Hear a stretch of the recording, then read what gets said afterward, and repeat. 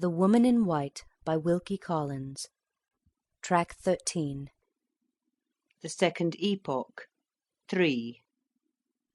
June the 16th.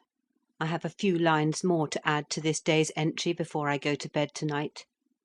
About 2 hours after Sir Percival rose from the luncheon table to receive his solicitor, Mr. Merriman, in the library, I left my room alone to take a walk in the plantations. Just as I was at the end of the landing, the library door opened, and the two gentlemen came out. Thinking it best not to disturb them by appearing on the stairs, I resolved to defer going down till they had crossed the hall. Although they spoke to each other in guarded tones, their words were pronounced with sufficient distinctness of utterance to reach my ears. "Make your mind easy, Sir Percival," I heard the lawyer say. "It all rests with Lady Glyde." I had turned to go back to my own room for a minute or two, but the sound of Laura's name on the lips of a stranger stopped me instantly. I dare say it was very wrong and very discreditable to listen, but where is the woman in the whole range of our sex who can regulate her actions by the abstract principles of honour, when those principles point one way, and when her affections, and the interests which grow out of them, point the other?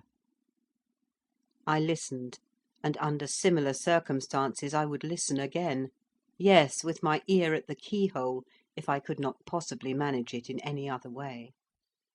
"You quite understand, Sir Percival," the lawyer went on. "Lady Glyde is to sign her name in the presence of a witness, or of two witnesses, if you wish to be particularly careful, and is then to put her finger on the seal, and say, 'I deliver this as my act and deed.' If that is done in a week's time, the arrangement will be perfectly successful, and the anxiety will be all over. If not—" "What do you mean by 'if not'?" asked Sir Percival angrily. "If the thing must be done, it shall be done, I promise you that, Merriman." "Just so, Sir Percival, just so. But there are two alternatives in all transactions, and we lawyers like to look both of them in the face boldly. If through any extraordinary circumstance the arrangement should not be made, I think I may be able to get the parties to accept bills at 3 months. But how the money is to be raised when the bills fall due—" "Damn the bills! The money is only to be got in one way, and in that way, I tell you again, it shall be got. Take a glass of wine, Merriman, before you go." "Much obliged, Sir Percival. I have not a moment to lose if I am to catch the up train. You will let me know as soon as the arrangement is complete, and you will not forget the caution I recommended?" "Of course I won't. There's the dog-cart at the door for you. My groom will get you to the station in no time. Benjamin, drive like mad. Jump in. If Mr. Merriman misses the train, you lose your place. Hold fast, Merriman, and if you are upset, trust to the devil to save his own." With that parting benediction, the baronet turned about and walked back to the library. I had not heard much, but the little that had reached my ears was enough to make me feel uneasy. The something that had happened was but too plainly a serious money embarrassment, and Sir Percival's relief from it depended upon Laura. The prospect of seeing her involved in her husband's secret difficulties filled me with dismay, exaggerated, no doubt, by my ignorance of business and my settled distrust of Sir Percival. Instead of going out, as I proposed, I went back immediately to Laura's room, to tell her what I had heard. She received my bad news so composedly as to surprise me. She evidently knows more of her husband's character and her husband's embarrassments than I have suspected up to this time. "I feared as much," she said, "when I heard of that strange gentleman who called and declined to leave his name." "Who do you think the gentleman was, then?" I asked. "Some person who has heavy claims on Sir Percival," she answered, "and who has been the cause of Mr. Merriman's visit here to day." "Do you know anything about those claims?" "No, I know no particulars." "You will sign nothing, Laura, without first looking at it. "Certainly not, Marion. Whatever I can harmlessly and honestly do to help him, I will do, for the sake of making your life and mine, love, as easy and as happy as possible. But I will do nothing ignorantly, which we might one day have reason to feel ashamed of. Let us say no more about it now. You have got your hat on. Suppose we go and dream away the afternoon in the grounds." On leaving the house, we directed our steps to the nearest shade. As we passed an open space among the trees in front of the house, there was Count Fosco, slowly walking backwards and forwards on the grass, sunning himself in the full blaze of the hot June afternoon. He had a broad straw hat on, with a violet-coloured ribbon round it. A blue blouse, with profuse white fancy work over the bosom, covered his prodigious body, and was girt about the place where his waist might once have been with a broad scarlet leather belt. Nankeen trousers, displaying more white fancy work over the ankles, and purple morocco slippers, adorned his lower extremities. He was singing Figaro's famous song in The Barber of Seville, with that crisply fluent vocalisation which is never heard from any other than an Italian throat, accompanying himself on the concertina, which he played with ecstatic throwings up of his arms, and graceful twistings and turnings of his head, like a fat Saint Cecilia masquerading in male attire. "Figaro qua, Figaro là, Figaro su, Figaro giù," sang the Count, jauntily tossing up the concertina at arm's length, and bowing to us on one side of the instrument, with the airy grace and elegance of Figaro himself at 20 years of age. Take my word for it, Laura, that man knows something of Sir Percival's embarrassments, I said, as we returned the Count's salutation from a safe distance. "What makes you think that?" she asked. "How should he have known otherwise that Mr. Merriman was Sir Percival's solicitor?" I rejoined. "Besides, when I followed you out of the luncheon-room, he told me, without a single word of inquiry on my part, that something had happened. Depend upon it, he knows more than we do. Don't ask him any questions if he does. Don't take him into our confidence." "You seem to dislike him, Laura, in a very determined manner. What has he said or done to justify you?" "Nothing, Marion. On the contrary, he was all kindness and attention on our journey home, and he several times checked Sir Percival's outbreaks of temper in the most considerate manner towards me.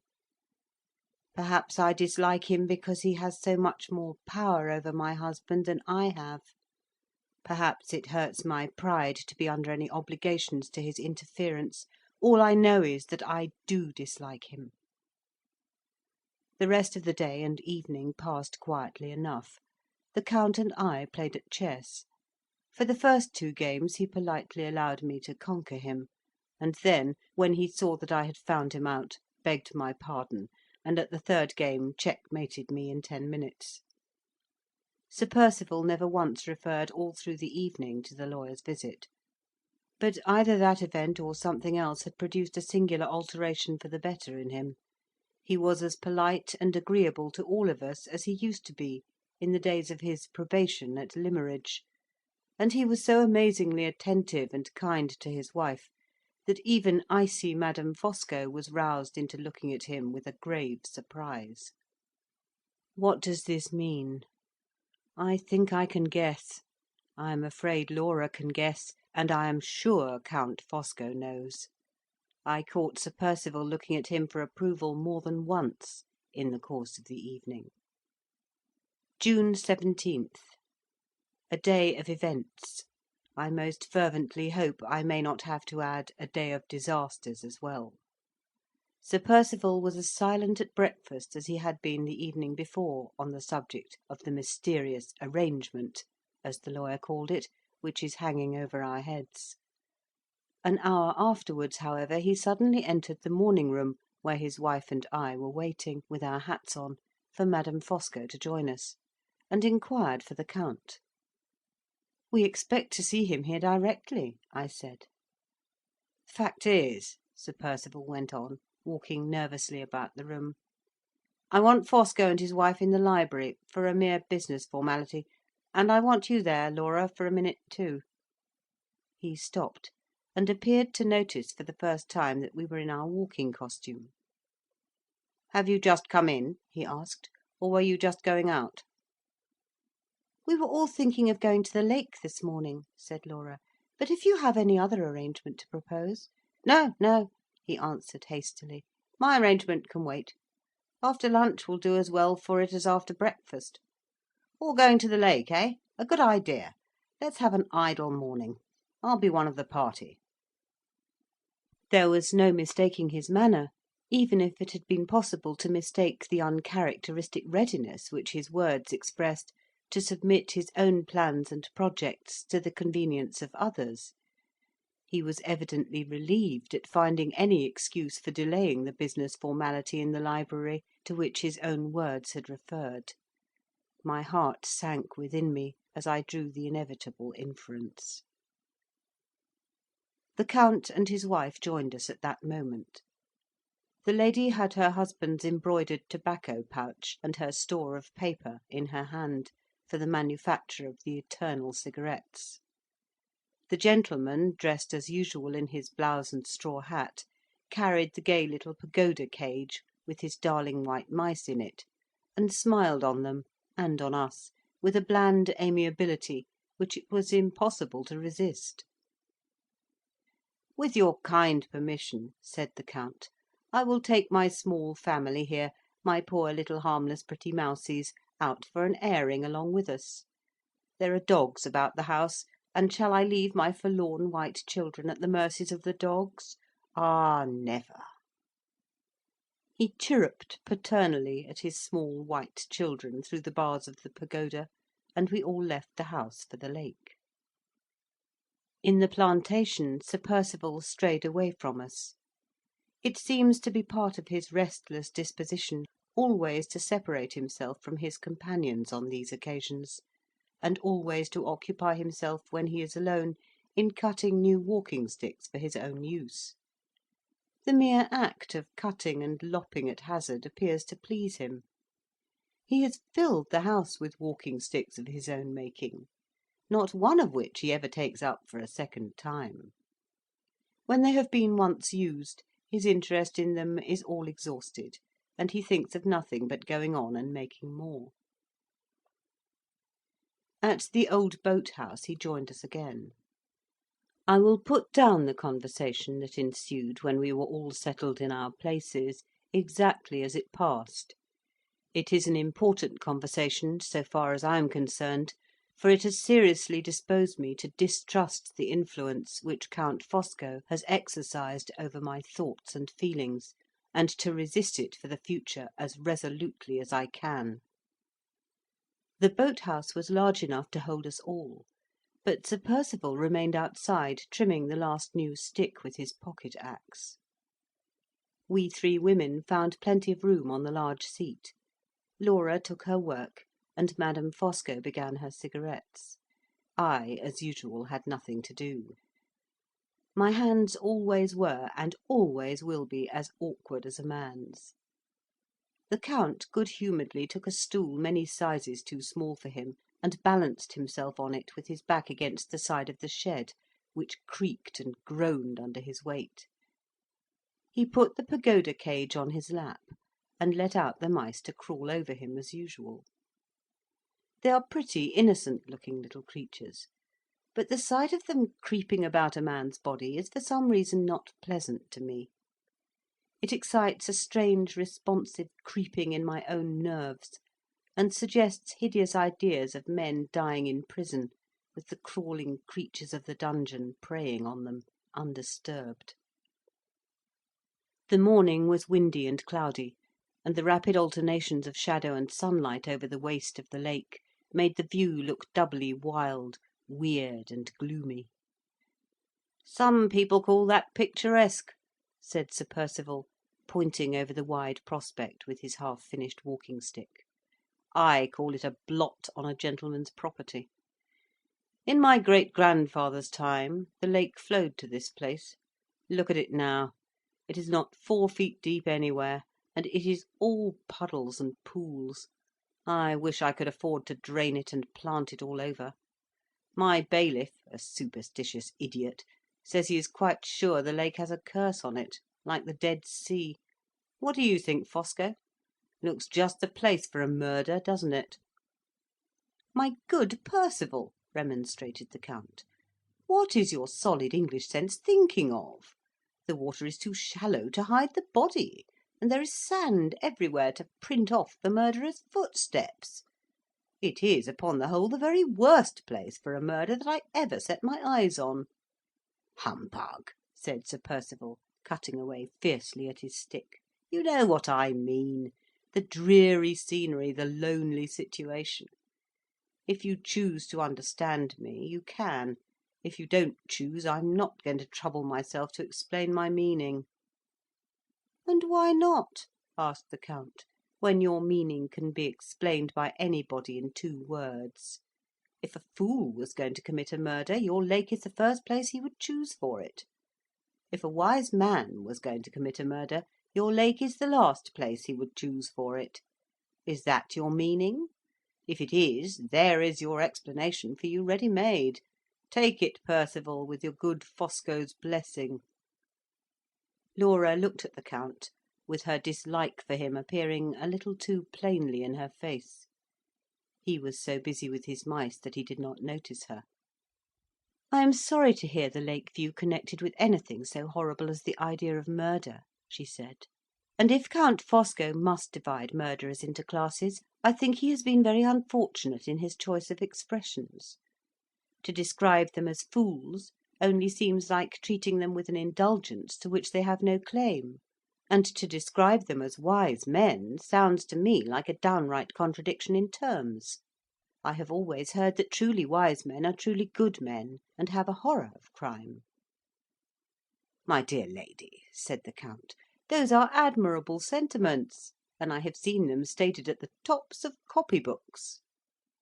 He lifted one of the white mice in the palm of his hand, and spoke to it in his whimsical way. "My pretty little smooth white rascal," he said, "here is a moral lesson for you. A truly wise mouse is a truly good mouse. Mention that, if you please, to your companions, and never gnaw at the bars of your cage again as long as you live." "It is easy to turn everything into ridicule," said Laura resolutely, "but you will not find it quite so easy, Count Fosco, to give me an instance of a wise man who has been a great criminal." The Count shrugged his huge shoulders, and smiled on Laura in the friendliest manner. "Most true," he said. "The fool's crime is the crime that is found out, and the wise man's crime is the crime that is not found out. If I could give you an instance, it would not be the instance of a wise man. Dear Lady Glyde, your sound English common sense has been too much for me. It is checkmate for me this time, Miss Halcombe, huh?" "Stand to your guns, Laura," sneered Sir Percival, who had been listening in his place at the door. "Tell him next that crimes cause their own detection. That's another bit of copybook morality for you, Fosco. Crimes cause their own detection. What infernal humbug!" "I believe it to be true," said Laura quietly. Sir Percival burst out laughing, so violently, so outrageously, that he quite startled us all, the Count more than any of us. "I believe it too," I said, coming to Laura's rescue. Sir Percival, who had been unaccountably amused at his wife's remark, was just as unaccountably irritated by mine. He struck the new stick savagely on the sand, and walked away from us. "Poor dear Percival!" cried Count Fosco, looking after him gaily. "He is the victim of English spleen. But, my dear Miss Halcombe, my dear Lady Glyde, do you really believe that crimes cause their own detection? And you, my angel," he continued, turning to his wife, who had not uttered a word yet, "do you think so too?" "I wait to be instructed," replied the Countess, in tones of freezing reproof, intended for Laura and me. before I venture on giving my opinion in the presence of well-informed men." "Do you indeed?" I said. "I remember the time, Countess, when you advocated the rights of women, and freedom of female opinion was one of them." "What is your view of the subject, Count?" asked Madame Fosco, calmly proceeding with her cigarettes, and not taking the least notice of me. The Count stroked one of his white mice reflectively with his chubby little finger before he answered. "It is truly wonderful," he said, "how easily society can console itself for the worst of its shortcomings with a little bit of claptrap. The machinery it has set up for the detection of crime is miserably ineffective, and yet only invent a moral epigram saying that it works well, and you blind everybody to its blunders from that moment. Crimes cause their own detection, do they? And murder will out, another moral epigram. Will it? Ask coroners who sit at inquests in large towns if that is true, Lady Glyde. Ask secretaries of life assurance companies if that is true, Miss Halcombe. Read your own public journals. In the few cases that get into the newspapers, are there not instances of slain bodies found, and no murderers ever discovered? Multiply the cases that are reported by the cases that are not reported, and the bodies that are found by the bodies that are not found, and what conclusion do you come to? This: that there are foolish criminals who are discovered, and wise criminals who escape. The hiding of a crime, or the detection of a crime, what is it? A trial of skill between the police on one side, and the individual on the other. When the criminal is a brutal, ignorant fool, the police in 9 cases out of 10 win.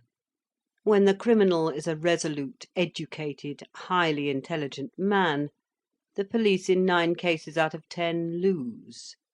If the police win, you generally hear all about it. If the police lose, you generally hear nothing. And on this tottering foundation you build up your comfortable moral maxim that crime causes its own detection. Yes, all the crime you know of. And what of the rest?" "Devilish true, and very well put," cried a voice at the entrance of the boat house. Sir Percival had recovered his equanimity, and had come back while we were listening to the Count. "Some of it may be true," I said, "and all of it may be very well put. But I don't see why Count Fosco should celebrate the victory of the criminal over society with so much exultation, or why you, Sir Percival, should applaud him so loudly for doing it." "Do you hear that, Fosco?" asked Sir Percival. "Take my advice, and make your peace with your audience. Tell them virtue's a fine thing. They like that, I can promise you." The Count laughed inwardly and silently, and 2 of the white mice in his waistcoat, alarmed by the internal convulsion going on beneath them, darted out in a violent hurry, and scrambled into their cage again. "The ladies, my good Percival, shall tell me about virtue," he said. "They are better authorities than I am, for they know what virtue is, and I don't." "You hear him," said Sir Percival. "Isn't it awful?" "It is true," said the Count quietly. "I am a citizen of the world, and I have met in my time with so many different sorts of virtue that I am puzzled in my old age to say which is the right sort and which is the wrong. Here in England there is one virtue, and there in China there is another virtue. And John Englishman says my virtue is the genuine virtue, and John Chinaman says my virtue is the genuine virtue. And I say yes to one or no to the other, and am just as much bewildered about it in the case of John with the top boots as I am in the case of John with the pigtail. Ah, nice little mousie, come kiss me. What is your own private notion of a virtuous man, my pretty? A man who keeps you warm and gives you plenty to eat, and a good notion too, for it is intelligible at the least." "Stay a minute, Count," I interposed. "Accepting your illustration, surely we have one unquestionable virtue in England which is wanting in China?" The Chinese authorities kill thousands of innocent people on the most frivolous pretexts. We in England are free from all guilt of that kind. We commit no such dreadful crime. We abhor reckless bloodshed with all our hearts." "Quite right, Marion," said Laura. "Well thought of, and well expressed." "Pray allow the Count to proceed," said Madame Fosco with stern civility. "You will find, young ladies, that he never speaks without having excellent reasons for all that he says." "Thank you, my angel," replied the Count. "Have a bonbon?" He took out of his pocket a pretty little inlaid box, and placed it open on the table. "Chocolat à la vanille," cried the impenetrable man, cheerfully rattling the sweetmeats in the box, and bowing all round. "Offered by Fosco as an act of homage to the charming society." "Be good enough to go on, Count," said his wife, with a spiteful reference to myself. "Oblige me by answering Miss Halcombe." "Miss Halcombe is unanswerable," replied the polite Italian. "That is to say, so far as she goes. Yes, I agree with her. John Bull does abhor the crimes of John Chinaman.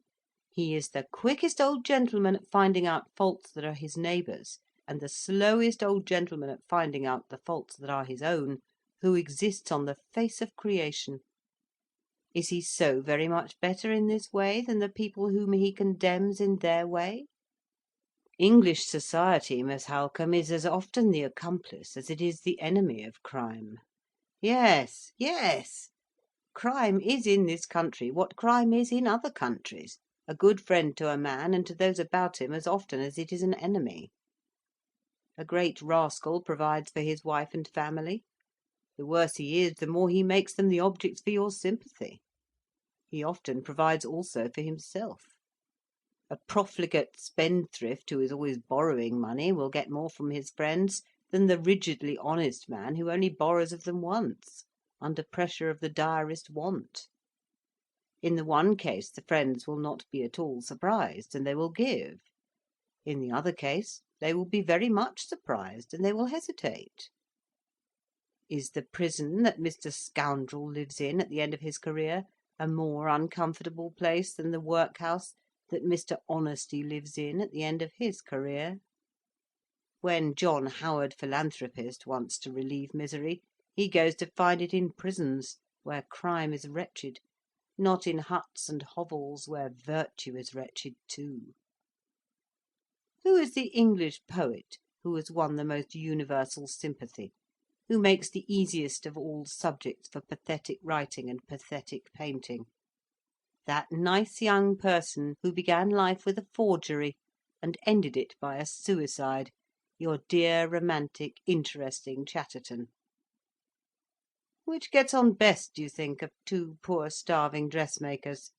The woman who resists temptation and is honest, or the woman who falls under temptation and steals? You all know that the stealing is the making of that second woman's fortune. It advertises her from length to breadth of good-humoured, charitable England, and she is relieved as the breaker of a commandment when she would have been left to starve as the keeper of it.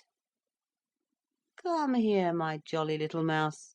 Hey, presto, pass! I transform you for the time being into a respectable lady. Stop there in the palm of my great big hand, my dear, and listen. You marry the poor man whom you love, mouse, and one half your friends pity, and the other half blame you.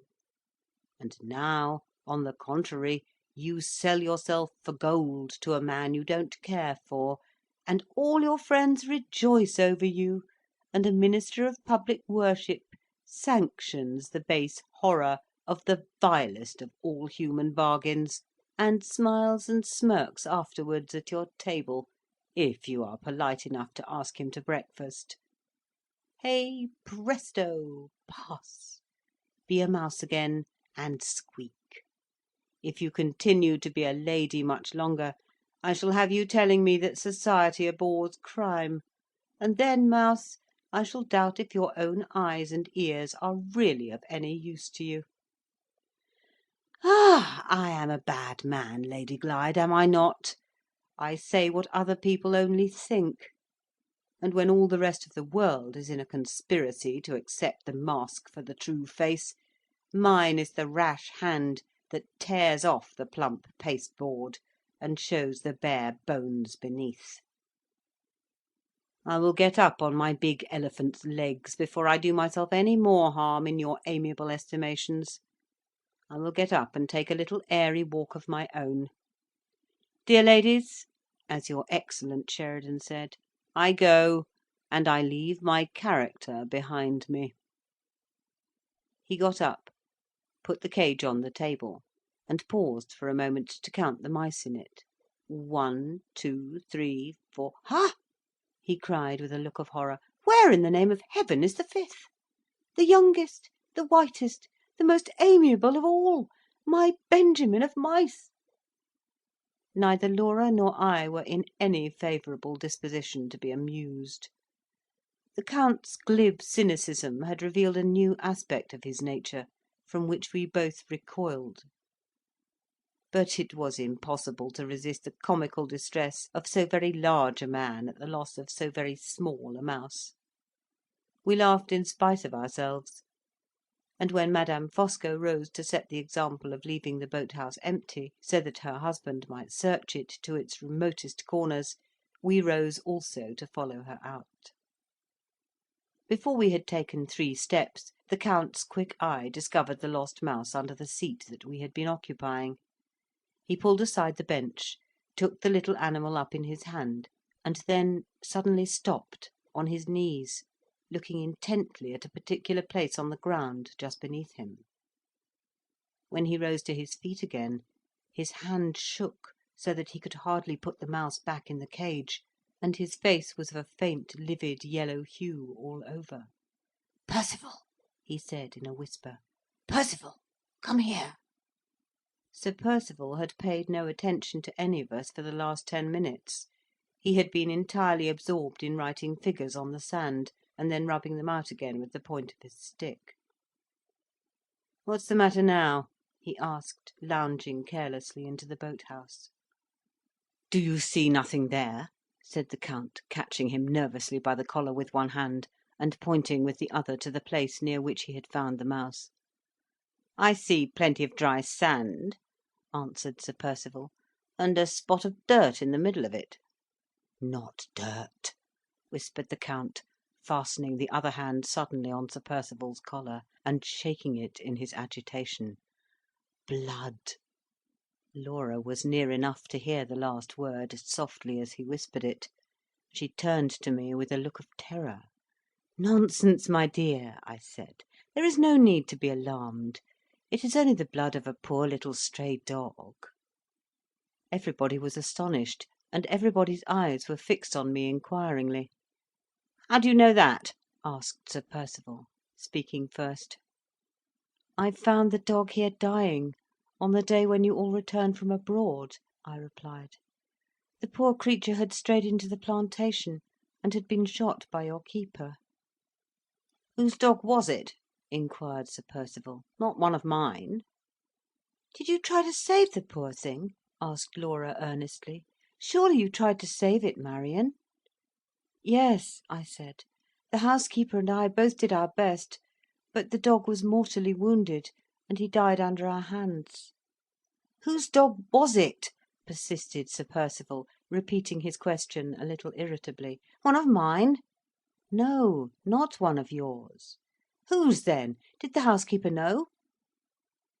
The housekeeper's report of Mrs. Catheric's desire to conceal her visit to Blackwater Park from Sir Percival's knowledge recurred to my memory the moment he put that last question, and I half doubted the discretion of answering it; but in my anxiety to quiet the general alarm, I had thoughtlessly advanced too far to draw back, except at the risk of exciting suspicion, which might only make matters worse.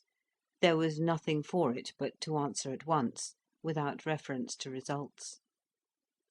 "Yes," I said, "the housekeeper knew. She told me it was Mrs. Catheric's dog." Sir Percival had hitherto remained at the inner end of the boat house with Count Fosco, while I spoke to him from the door; but the instant Mrs. Catheric's name passed my lips, he pushed by the Count roughly, and placed himself face to face with me under the open daylight. "How came the housekeeper to know it was Mrs. Catheric's dog?" he asked, fixing his eyes on mine with a frowning interest and attention which half angered, half startled me. "She knew it," I said quietly, "because Mrs. Cathericke brought the dog with her." "Brought it with her? Where did she bring it with her?" "To this house." "What the devil did Mrs. Cathericke want at this house?" The manner in which he put the question was even more offensive than the language in which he expressed it. I marked my sense of his want of common politeness by silently turning away from him. Just as I moved, the Count's persuasive hand was laid on his shoulder, and the Count's mellifluous voice interposed to quiet him.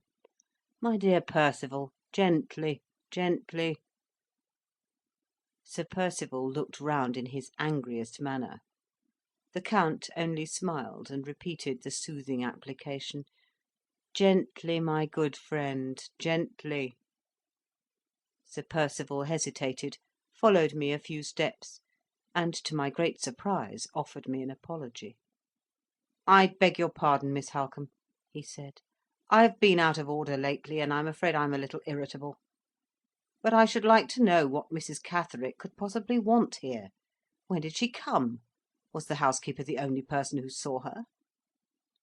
"The only person," I answered, "so far as I know." The Count interposed again. "In that case, why not question the housekeeper?" he said. "Why not go, Percival, to the fountain head of information at once?" "Quite right," said Sir Percival. "Of course the housekeeper is the first person to question. Excessively stupid of me not to see it myself." With those words he instantly left us to return to the house. The motive of the Count's interference, which had puzzled me at first, betrayed itself when Sir Percival's back was turned. He had a host of questions to put to me about Mrs. Cathericke, and the cause of her visit to Blackwater Park, which he could scarcely have asked in his friend's presence. I made my answers as short as I civilly could, for I had already determined to check the least approach to any exchanging of confidences between Count Fosco and myself. Laura, however, unconsciously helped him to extract all my information by making inquiries herself, which left me no alternative but to reply to her, or to appear in the very unenviable and very false character of a depository of Sir Percival's secrets. The end of it was, that in about 10 minutes' time the Count knew as much as I know of Mrs. Cathericke, and of the events which have so strangely connected us with her daughter Anne, from the time when Cartwright met with her to this day. The effect of my information on him was, in one respect, curious enough. Intimately as he knows Sir Percival, and closely as he appears to be associated with Sir Percival's private affairs in general, he is certainly as far as I am from knowing anything of the true story of Anne Cathericke. The unsolved mystery in connection with this unhappy woman is now rendered doubly suspicious in my eyes by the absolute conviction which I feel that the clue to it has been hidden by Sir Percival from the most intimate friend he has in the world. It was impossible to mistake the eager curiosity of the Count's look and manner, while he drank in greedily every word that fell from my lips. There are many kinds of curiosity, I know, but there is no misinterpreting the curiosity of blank surprise. If I ever saw it in my life, I saw it in the Count's face. While the questions and answers were going on, we had all been strolling quietly back through the plantation. As soon as we reached the house, the first object that we saw in front of it was Sir Percival's dog cart, with the horse put to, and the groom waiting by it in his stable jacket. If these unexpected appearances were to be trusted, the examination of the housekeeper had produced important results already. "A fine horse, my friend?" said the Count, addressing the groom with the most engaging familiarity of manner. "You're going to drive out?" "I am not going, sir," replied the man, looking at his stable jacket, and evidently wondering whether the foreign gentleman took it for his livery. "My master drives himself." "Aha!" said the Count. "Does he indeed? I wonder he gives himself the trouble when he has got you to drive for him. Is he going to fatigue that nice, shining, pretty horse by taking him very far to-day?" "I don't know, sir," answered the man.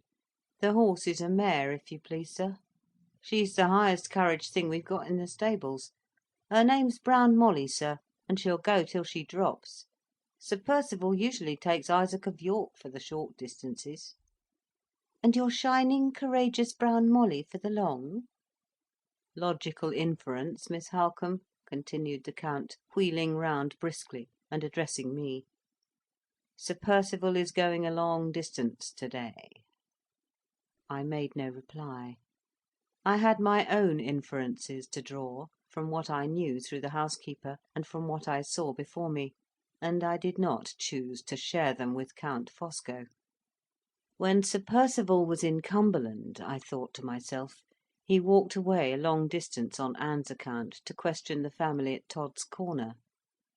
Now he is in Hampshire, is he going to drive away a long distance on Anne's account again, to question Mrs. Catterick at Welmingham? We all entered the house. As we crossed the hall, Sir Percival came out from the library to meet us. He looked hurried and pale and anxious, but for all that he was in his most polite mood when he spoke to us. "I'm sorry to say I'm obliged to leave you," he began. "A long drive, a matter that I can't very well put off. I shall be back in good time to morrow. But before I go, I should like that little business formality which I spoke of this morning to be settled. Laura, will you come into the library? It won't take a minute, a mere formality. Countess, may I trouble you also? I want you and the Countess, Fosco, to be witnesses to a signature, nothing more. Come in at once and get it over." He held the library door open until they had passed in, followed them, and shut it softly. I remained for a moment afterwards, standing alone in the hall, with my heart beating fast, and my mind misgiving me sadly. Then I went on to the staircase, and ascended slowly to my own room. End of Track 13.